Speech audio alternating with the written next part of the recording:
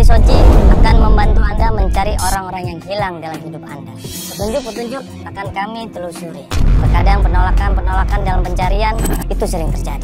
Walaupun pencarian itu susah, memerlukan waktu dan tenaga, tapi dengan niat yang tulus dan ikhlas, saya dan tim akan terus membantu Anda. Dan kita kali ini seorang gadis muda, usianya masih 17 tahun. Dan dia ikutan acara ini karena dia ingin mencari ayah kandungnya.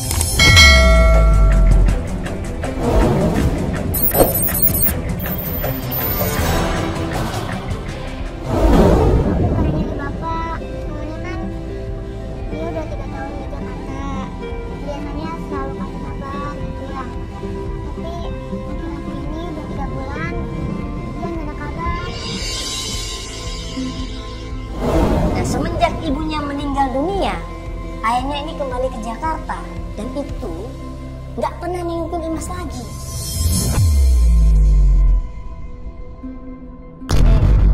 Bapak kamu udah 3 tahun, benar? Di Jakarta. Dia biasanya ngasih kabar? Selalu ngasih kabar. Biasanya kalau dia apa pasti curhat gitu sama Imas.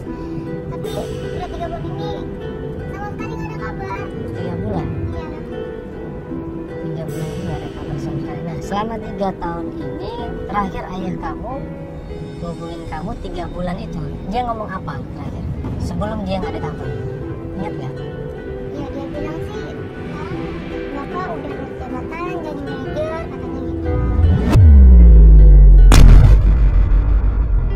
Bahkan 3 bulan terakhir ini Imas tidak pernah dibantu keuangannya.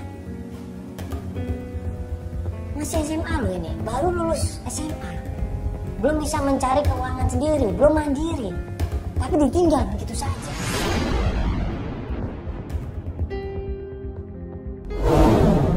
Ya, kamu kan ini selama ini tinggal sama ibu di Tasik. Waktu ibu kamu meninggal, gimana perasaan kamu waktu itu? Kalau ingat ibu mah ya, Imas suka nggak kuat.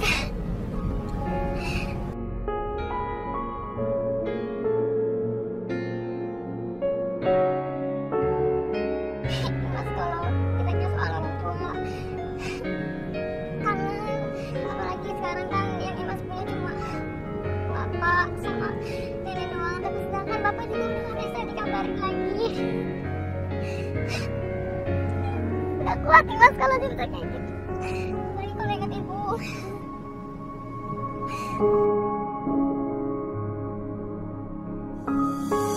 Imas yakin banget di situ ayahnya ini sayang sama dia. Ayahnya perhatian sama dia. Ayahnya selalu mencukupi semua kebutuhan Imas.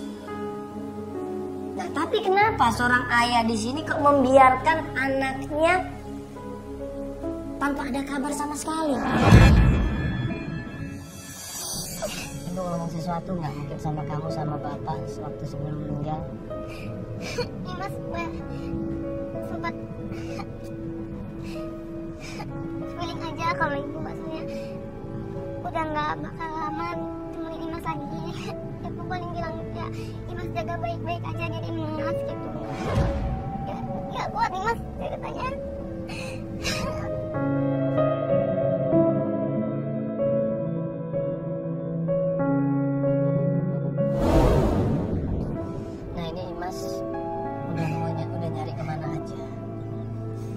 Bapak nggak ada kabar nih, Imas sudah tanya siapa saja?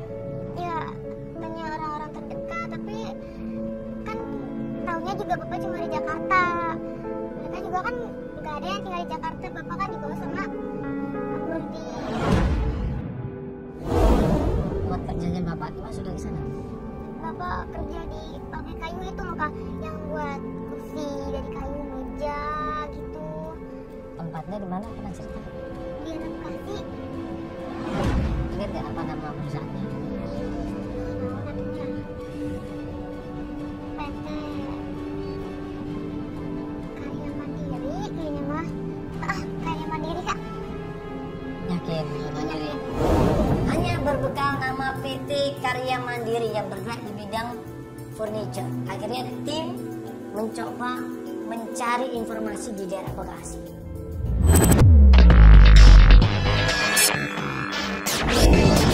Ternyata benar, ada PT Karya Mandiri yang sudah berdiri puluhan tahun yang lalu bergerak di bidang furniture. Coba kita datang ke sana.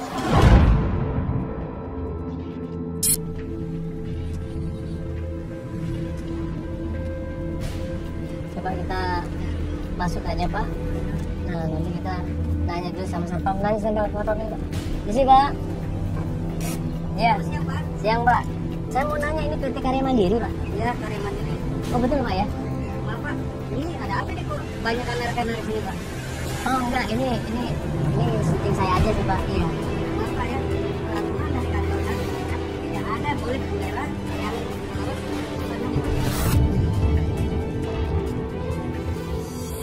Pas di depan pintu gerbangnya dan di depan pom satpam, langsung satpamnya menahan kita semuanya. Nggak boleh ada kamera, ya, nggak boleh ada pengambilan gambar di sini Mas. Karena ini perusahaan, semua orang lagi bekerja Mas. Tolong dimatikan kameranya. Akhirnya kita jelaskan di situ bahwa kita di sini pengen nanya, bener nggak ada seorang yang bernama Wahyu Setiawan? Ini fotonya Pak, manajer di sini. Pak, ini saya mau nanya, Bapak kenal yang namanya Wahyu? Iya Pak. Pak Wahyu. Oh, ini bapak saya, dia jadi manajer di sini. Ini ada fotonya Pak. Jadi Pak Wahyu ini udah lumayan lama kerja di sini. Sekarang jadi manajernya. Bapak, manajernya di sini bukan Pak Wahyu, tapi Pak Arfan. Maaf Pak, mungkin yang bertanggung jawab di sini siapa Pak? Ada supervisor. Supervisor. Mungkin bisa saya ketemu sama supervisornya Pak?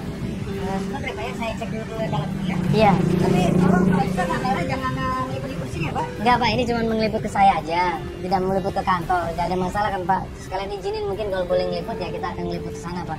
Iya. Oke ya, ya nggak usah ngeliput ke sana ya. Satpam ini bilang sama kita semuanya, kita dibolehkan masuk ke dalam, ketemu sama supervisinya, tapi dengan syarat kamera tidak boleh masuk ke dalam. Ya, udah kameramen di sini ya, tolong nanti suara gue, audio gue ya, tolong nanti di ya audio gue ya, nanti tolong didengerin ya, supaya bisa masuk ke dalam nanti ya. Karena kalau tanpa audio agak susah nanti informasinya, ya. Ayo. Masuk ke dalam perusahaan tersebut dan ketemu langsung sama supervisinya. Baik orangnya.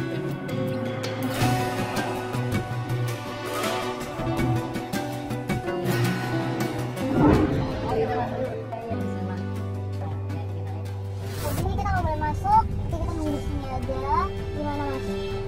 Tidak ada suara mandangan ini. Oh iya, mati loh. Gue harus tanggung jawab audio nih, soalnya Mandala tadi ngomong kayak gitu. Kalau Ya, tapi kan nggak bisa masuk Mas. Kalau Mas masuk kan kita udah ketahuan. nggak ada gambar, nggak ada audio, mah mampus aja kita. Nggak dapat Mas, apa-apa. Mas, jangan Mas, nggak bisa masuk Mas. Mas, bentar dulu dong Mas. Mas, bentar dulu Mas. Kalau kayak informasinya nggak ya, masih besar kalau politik. Aduh.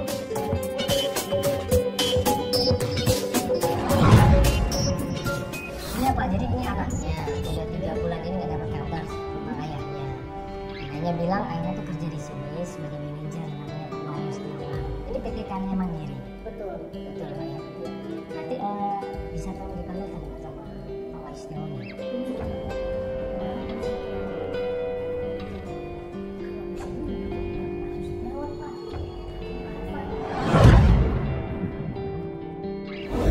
Supervisi ini bilang tidak ada yang namanya Wahyu Setiawan di sini sebagai manajer. Imas dengan seyakin-yakinnya bilang ada Pak, ada. Bapak saya kerja di PT ini, di perusahaan ini namanya PT Karya Mandiri di daerah Bekasi, nggak mungkin salah. Saya kenal sama manajer di sini. Waduh, kalau dia kenal sama manajer di sini, nah terus siapa Wahyu Setiawan ini? Saya kenal dia bukannya nggak asing buat saya. Dia bukan manajer di sini. Dia itu cuma dalam hati aku di situ aku berpikir loh, kenapa bapaknya ngaku-ngaku manajer? Sedikit saya menceritakan, paman itu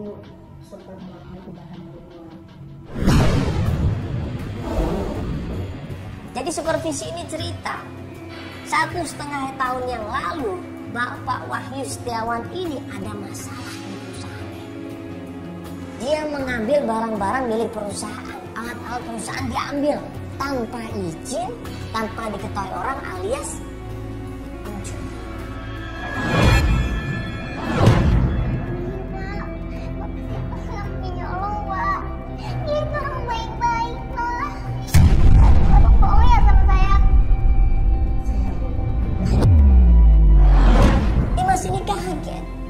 Dia nangis, dia nggak percaya sama sekali, dia sedih. Karena saya tahu beliau juga punya keluarga yang tempat siapa yang nanti kalau tempatnya nanti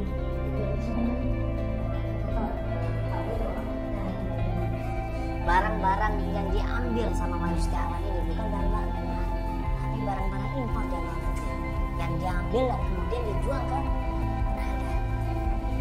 Sampai dia jelaskan semuanya siapa penadah, namanya Bang Benny di daerah Pasar Minggu sana. Kalau nggak percaya tanya aja sama Bang Benny, dia tahu